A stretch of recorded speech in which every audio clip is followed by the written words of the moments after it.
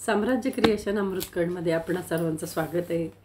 आपण गीता नित्य रोज एक श्लोक किंवा दोन श्लोक आपण बघत आहोत आणि यामुळे आपल्याला दोन श्लोकाचा अर्थ ऐकायला बघायला आपल्याला काहीच वेळ जात नाही जास्त, आणि त्यामुळे मी रोज एक दोन श्लोक घेते की जेणेकरून ही भगवत सेवा म्हणून करते, याच्यात कुठलाही स्वार्थ नाही आहे।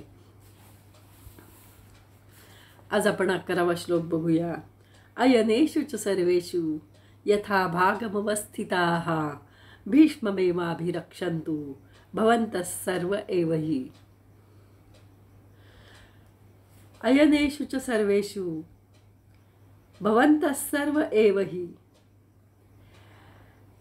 ज्या ज्या आखाड्यावर आपली नियुक्ती केली गेली त्या त्या आखाड्यावर आपण सर्व योद्ध्यांनी दृढपणे स्थिर राहून सर्व बाजूनी सर्व प्रकारे भीष्माचार्यांचे रक्षण करावे, भीष्माचार्यांचे सर्व बाजूनी रक्षण करावे असे म्हणून दुर्योधन भीष्माचार्यांच्या मनातून आपल्या बाजूकडून दुर्योधन भीष्माचार्यांना मनातून आपल्याकडून आणू इच्छितो असे म्हणण्याचा दुसरा भाव असा की जेव्हा भीष्माचार्य युद्ध करतील तेव्हा कोणत्याही व्यूहद्वारातून शिखंडी त्यांच्यासमोर यावयास नको। आपण सर्वांनी या गोष्टीकडे लक्ष द्यावे।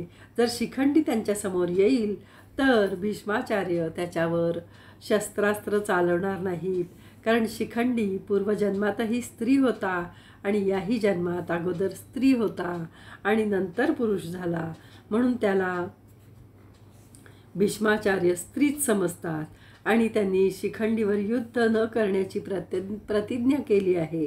हा शिखंडी श्री शंकराच्या वराने भीष्माचार्यांना मारण्यासाठीच उत्पन्न झाला आहे, म्हणून जर शिखंडीपासून भीष्माचार्यांचे रक्षण झाले तर मग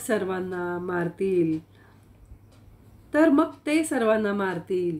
त्यामुळे आमचा निश्चित विजय होईल हाच दृष्टिकोन समोर ठेवून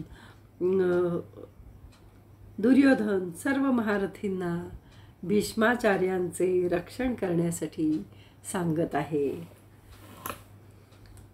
12वा श्लोक। तस्य सैन्यनयन हर्षं कुरुवृद्धः पितामहः सिंहनादः विनद्योच्चैः शंखं दद्मौ प्रतापवान।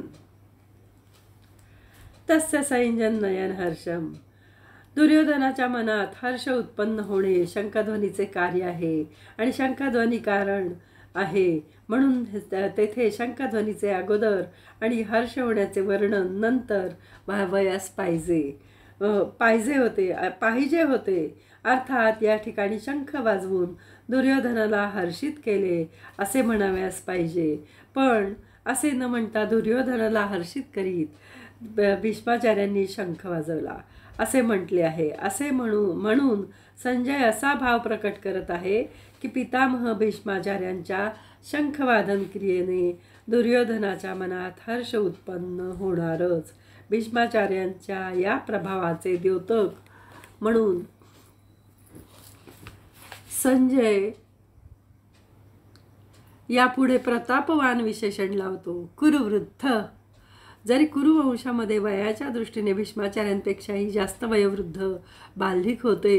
बाल्लिक हे भीष्माचार्यांचे पिता शंतनूचे धाकटे बंधू होते, तरीही कुरुवंशीयांमध्ये जे काही वयोवृद्ध लोक आहेत त्या सर्वात भीष्माचार्य धर्माला आणि परमेश्वराला विशेष अर्थाने जाणत होते, म्हणून ज्ञानवृद्ध असल्याने संजय भीष्मांना कुरुवृद्ध असे विशेषण लावतात। प्रतापवान, भीष्माचार्यांच्या त्यागाचा फार मोठा प्रभाव आहे। त्यांनी कनक कामिनीचा त्याग केला होता, अर्थात त्यांनी राज्याचाही स्वीकार केला नाही आणि विवाहही केला नाही। भीष्माचार्य शस्त्रास्त्र विद्येत अत्यंत निपुण होते, तसेच शास्त्रीही उत्तम रीतीने जाणत होते। या दोन्ही गुणांमुळे लोकांवर मोठा प्रभाव होता। जेव्हा एकटे भीष्माचार्य आपल्या बंधूंसाठी विचित्रवीर्य यांच्यासाठी काशी नरेशाच्या कन्या स्वयंवरास हरवून आणत होते, तेव्हा स्वयंवरासाठी एकत्र जमलेले सर्व क्षत्रिय त्यांच्यावर तुटून पडले. पण एकट्या भीष्माचार्यांनी त्यांना नामोहराम केले. ज्यांच्याकडून भीष्माचार्य शस्त्रास्त्र विद्या शिकले त्या गुरु परशुरामासमोरही आपली हार स्वीकारली नाही. अशा प्रकारे त्यांच्या शस्त्रास्त्रविद्येमधील नैपुण्याचा क्षत्रियांवर प्रभाव होता. जेव्हा भीष्माचार्य शरपंजरी पडले होते तेव्हा भगवान श्रीकृष्णांनी धर्मराजांना म्हटले की आपल्याला धर्माविषयक काही शंका असतील त्याचे समाधान भीष्माचार्यांकडून करून घ्यावे.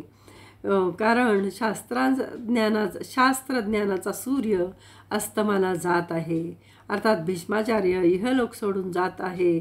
अशा प्रकारे शास्त्राविषयी त्यांचा दुसऱ्यांवर फार मोठा प्रभाव होता. पितामह या पदाचा आशय असा की दुर्योधन धूर्तपणे म्हटलेल्या वचनांना द्रोणाचार्यांनी मुळीच उत्तरे दिली नाहीत.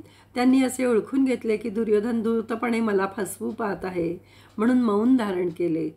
परंतु पितामह म्हणजे आजोबा असल्यामुळे भीष्माचार्यांना दुर्योधनाच्या धूर्तपणात त्याचा बालिशपणा, पोरकटपणा दिसतो.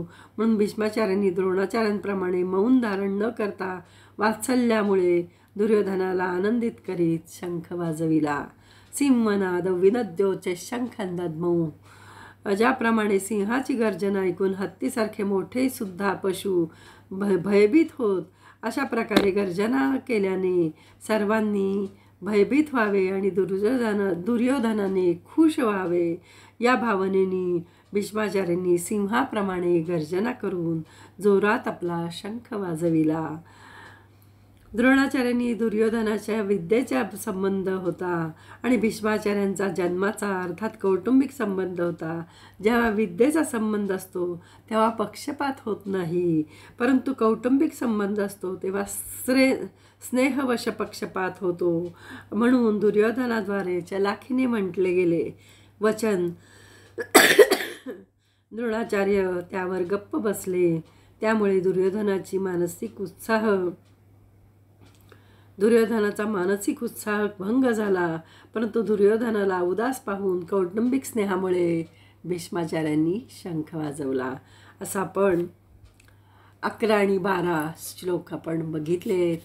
उद्या परवा आपण 13वा वगैरे 14वा श्लोक पाहूया. श्रीराम समर्थ. जय श्रीकृष्ण. कृष्णाय वासुदेवाय हरये परमात्मने प्रणतक्लेशनाशाय गोविंदाय नमो नमः.